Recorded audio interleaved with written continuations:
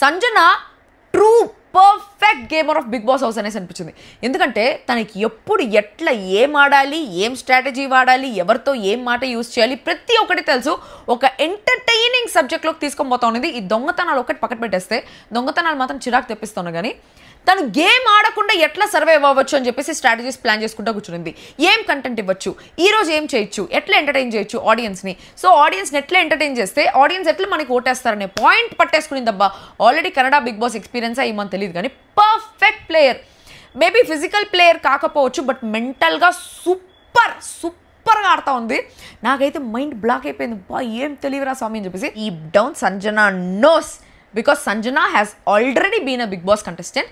Stage మీద రాగానే ఏవి చూపిస్తారు, ఏమీ లేదు, మొత్తం హౌస్ గురించి మాట్లాడు అనేసి చెప్తున్నారు.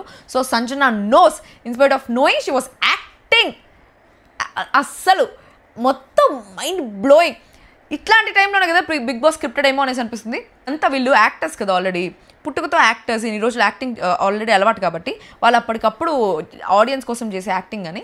నిజంగా అయితే Bigg Boss is not scripted. Sanjana అని 2-3 సార్లు పిలిస్తే మళ్ళీ తిరిగి యాక్టింగ్ స్తాడు నా రాజు ఈరోజు అనే యాక్టింగ్. ఓ మై గాడ్, ఏం యాక్టింగ్ గోవర్ధన, ఏం పరిగెత్తాడు గోవర్ధన అలాగా. ఏం యాక్టింగ్ గోవర్ధన.